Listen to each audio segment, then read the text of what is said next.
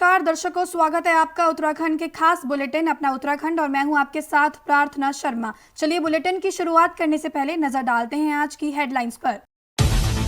देहरादून में नर्सिंग प्रदर्शन पर पुलिस एक्शन, ज्योति रौतेला समेत 5 पर मुकदमा। मंगलौर CHC में हंगामा, मरीज के इलाज को लेकर पूर्व चेयरमैन और डॉक्टर में हुई तीखी बहस। देहरादून में फिल्म आई लव पुलिंदा का पोस्टर लॉन्च, कलाकारों ने किया विमोचन।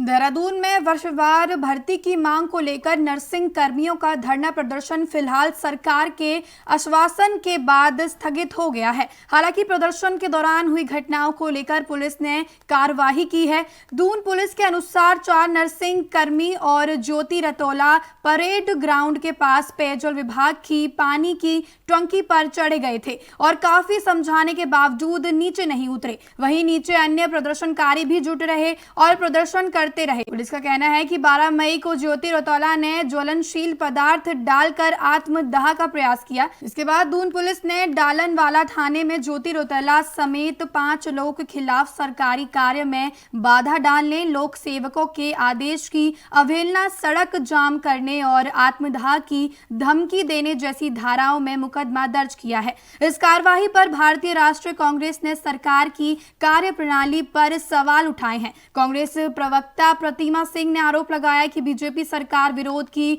आवाज दबाने का काम कर रही है। देखिए बिल्कुल, और कांग्रेस पार्टी को कहीं ना कहीं अंदेशा था कि सरकार धरना खत्म होने के बाद, प्रदर्शन का खत्म होने के बाद इस तरीके का जो कदम है वो उठाएगी।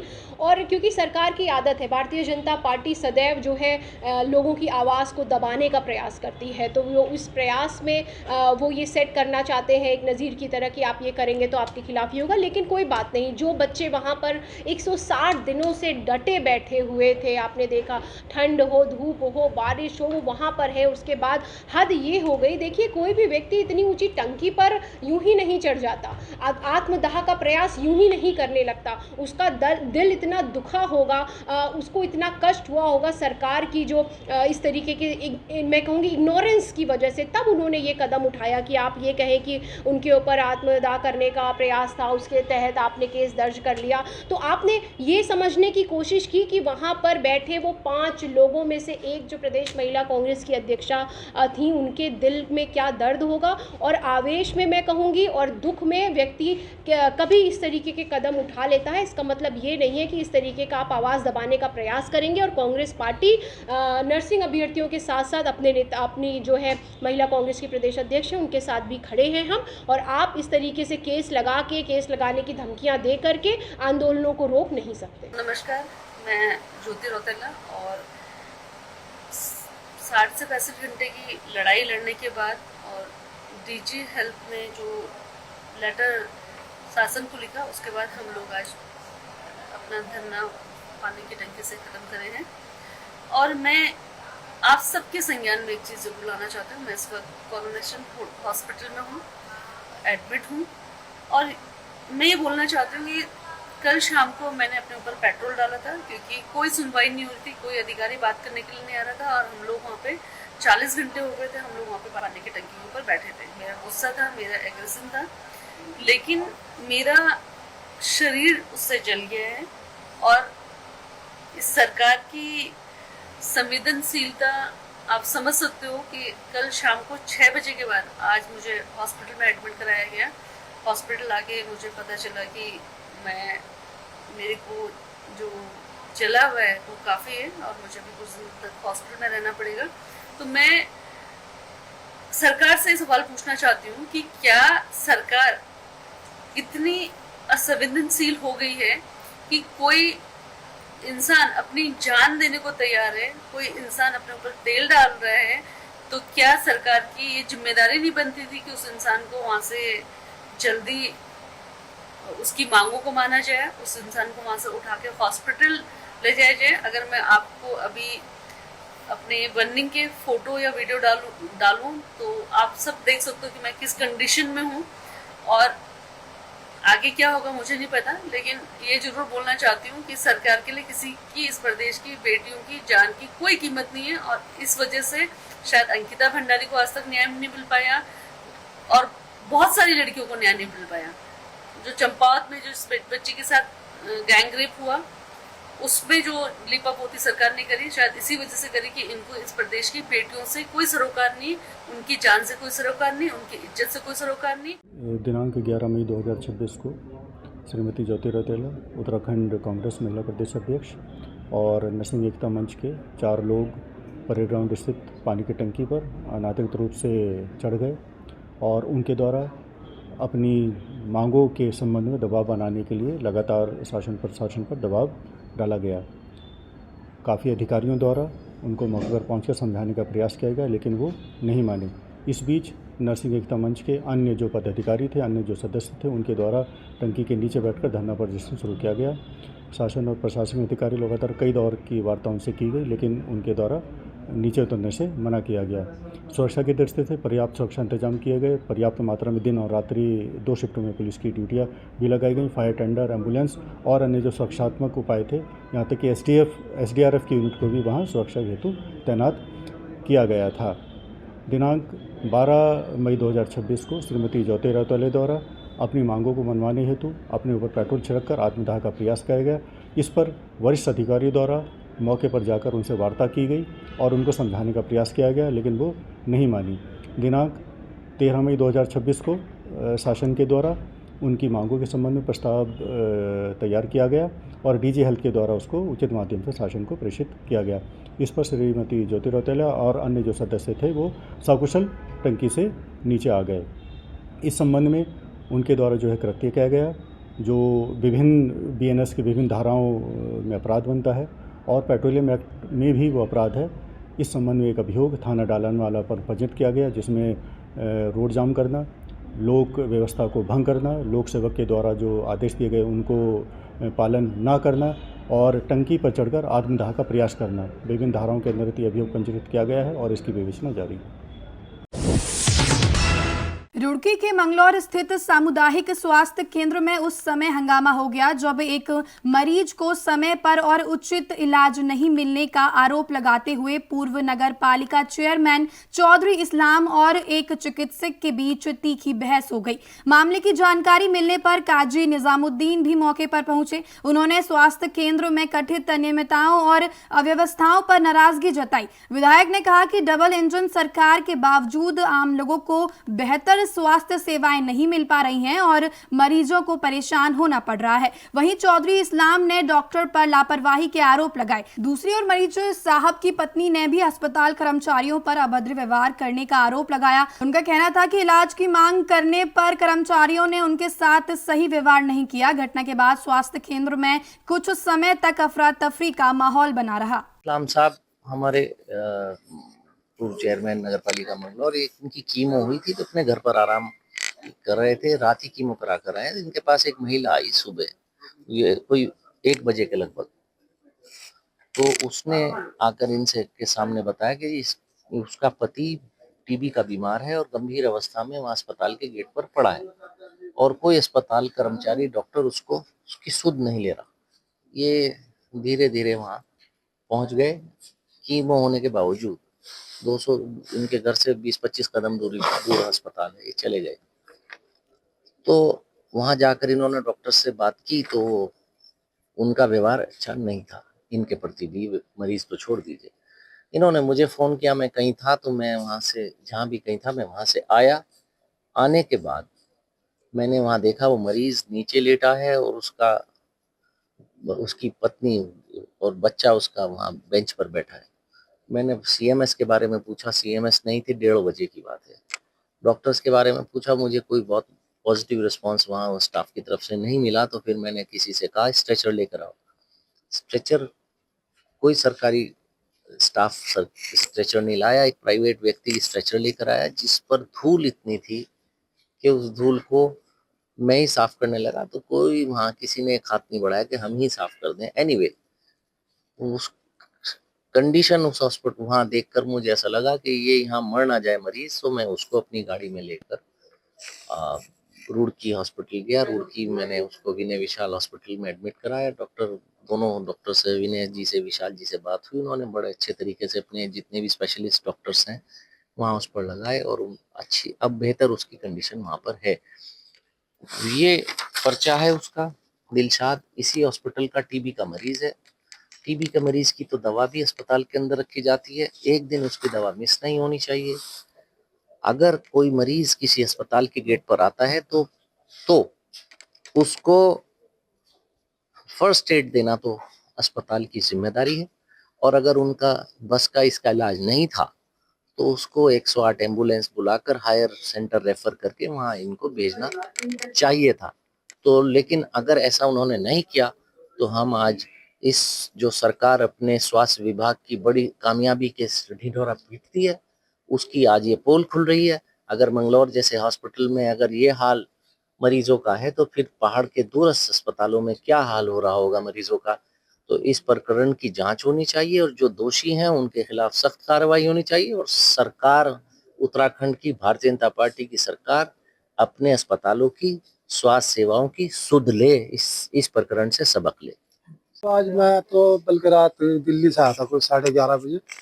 मेरी कीमो और रेडिएशन वगैरह हो रही फोर्टिस अस्पताल में। तो मैं तो थका पिटा, सुबह कुछ लोग 12:30 1 खटाई बुरा था, मेरा हाल पूछने के लिए आए हुए थे। तो एक औरत एक बच्चा ले रही छोटा सा, आगे रोने लगी बाहर शहर में। मैंने देखा, मैंने एक साहब से कहा यार पूछ बेचारी क्या कहे। मैंने कहा जी मेरा मालिक बहुत बीमार अस्पताल में पड़ा और कोई बात करने को तैयार नहीं है, कहाँ पर आ रो वो हो रहा हो। मैंने देखा कोई है नहीं, मैंने सोचा चलिए तो अस्पताल है ही। मैं उठ के सहज अस्पताल गया। तो वो कह रही मैं क्या बीमारी से, कह रहा टीबी। तो मैं टीबी वाले के पास गया। वो टीबी वाला शायद मुझे जाने था, मैं उसे नहीं जानता। लगा जी आओ जी क्या बात है। तो यार ये मरीज है, इसका कोई एडमिट होने का है तो इसकी तबीयत खराब है। तो बोला, कहने लगा जी देखो एडमिट का तो डॉक्टर ही बताओगे, आप बोलो बाहर से मिल लो या डॉक्टर मलिक। मगर यार चलो किसी को, वो पीआरडी वाला आ गया, होमगार्ड वाला। मैंने कहा भाई यार मैं तो जानता जुनता नहीं, चल तू मिलवा दे। तो खैर वो अशोक या क्या नाम है पीआरडी वाले का, मैं नाम भी नहीं जानता। वो मेरे साथ चला गया, गुलबाहर के कमरे में गया तो वो था नहीं। फिर वो कह रहे जी डॉक्टर मलिक है। मैं कहा चल उनसे मिलवा दे। वो ले गया। तो वो दोनों वीडियो देख रहे थे वहाँ, डॉक्टर एक लड़का और था के पास में। मैंने नमस्ते करी, नमस्ते करके बैठने लगा तो उनने इशारे से, मैं कुर्सी पर बैठ, कुर्सी पर से इशारा करा इस पर, मैं स्टूल पर बैठ गया। नवेश मैंने बैठे स्टूल पर, इशारे से हाथ से।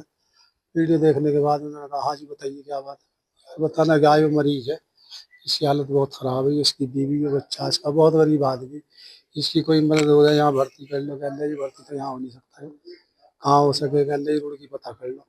मैंने कहा यार आप डॉक्टर, आपको तो जानकारी होगी, हो सके या नहीं, अगर हो सके तो मैं रुड़की ले जाऊँ। वो कह रहा कि मैं गोद में बिठा के ले जाऊँगा, जानकारी करता क्यों।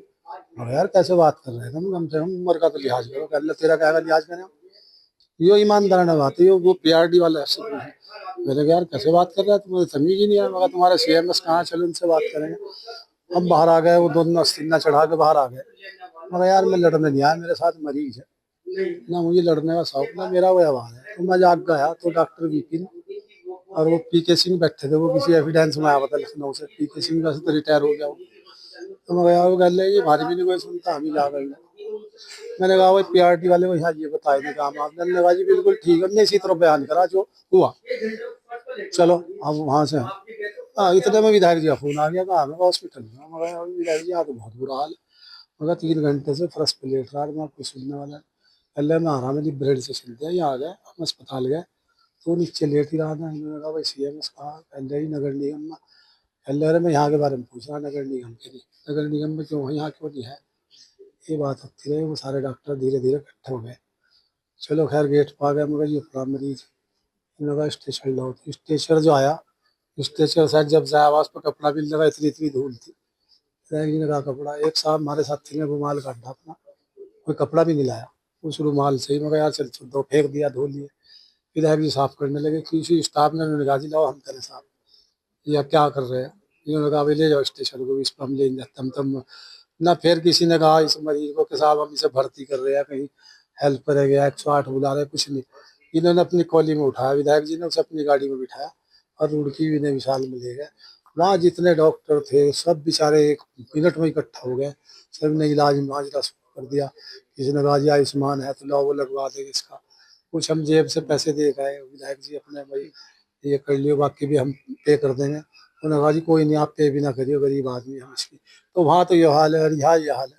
एक दिन जच्चा बच्चा केंद्र का ये हाल में चला गया, तो वो लड़की लेडीज कह रही बाहर चलिए। अरे मैं यार बाहर तो मुझे पता, अल्लाह तुम्हें पता नहीं वो लेडीज वार्ड, मगर मुझे पता, मेरी माँ बहन थी बेटियाँ हैं सब यही की, मैं उसमें नहीं जा रहा, मैं तो आप इधर बराबर में बैठी इसलिए आ गया, आप अपना बाहर ऑफिस बना लें, अल्लाह आपके खिलाफ तहरीर दे दूंगी। मगर मेरे खिलाफ तहरीर दे दे भाई, वो आदमी है।